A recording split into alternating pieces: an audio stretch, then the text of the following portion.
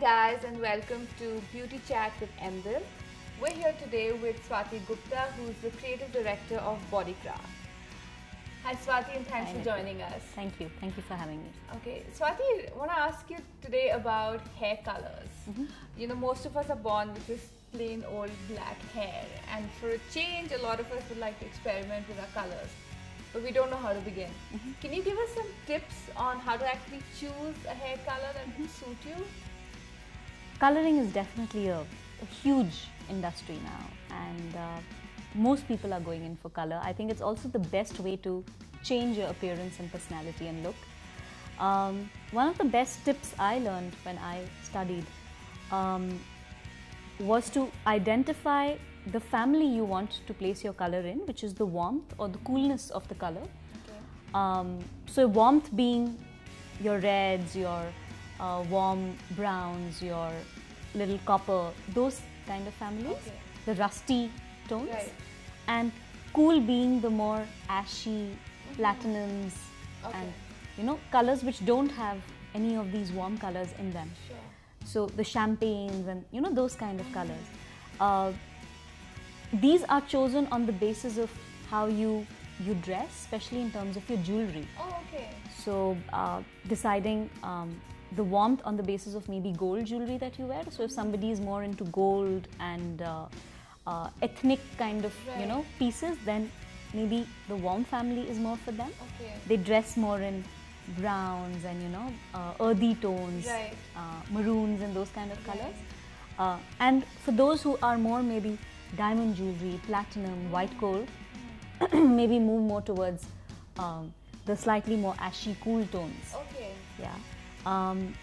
Your clothing then becomes more blues and you know, violet, slightly more frosty tones. Right. Okay. So it really helped us to identify stuff fairly easily, because you can immediately put people in these brackets through something according to their appearance normally. That's a great tip actually. Yeah, it works well. You do get stumped sometimes when there is neutrals, right. But largely it really works, and it helps well to identify. Wow, nice. So tell me something. You know, the thing with hair color is it is a chemical, right? There's always apprehensions attached to using chemicals. Are there some myths and apprehensions that you come across, that people come to you with? Sure. One of the biggest myths and the most bizarre ones that I've heard is the increase of graying after coloring. Okay, yeah, I've heard that too. Yes, people believe that their grey hair is increased, but I think it's a complete myth. It's also a proven fact that does not happen. Okay. What does happen is that once you do a color, you've got one even tone to it. Right. And then the minute the grey starts showing up, it starts showing strong against what is globally colored. So I think it's just more the visual, you know, attached to it. It's not really like you've sprouted more grey all of a sudden. Right. Your graying is purely related to your stress levels, or it's a genetic issue. Some of the other myths attached to color are your hair fall increasing and your you know, hair becoming drier and things like that.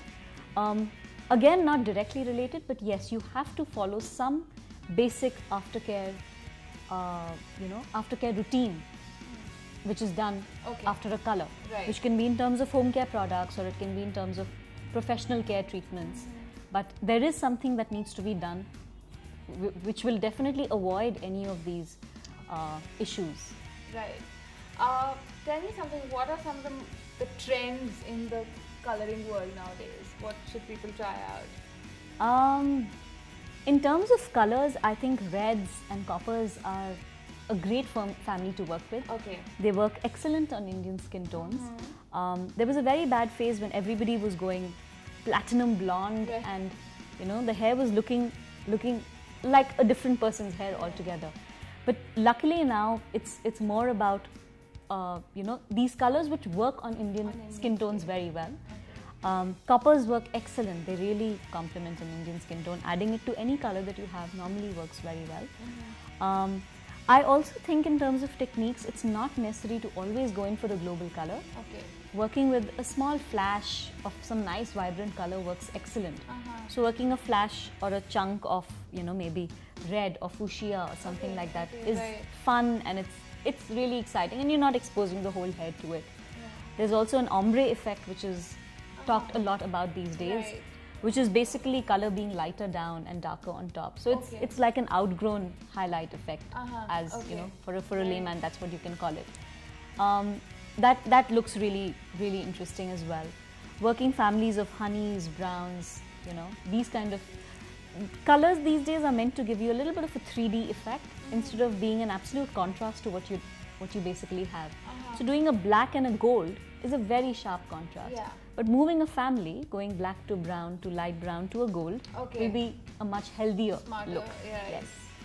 Great, thank you so much. Those were some great tips. Really great tips that we can all use to give us a new look. And thanks for joining us, Swati. Thank you. It's a pleasure to be here. Thanks. And keep watching MDill for more videos on beauty and health.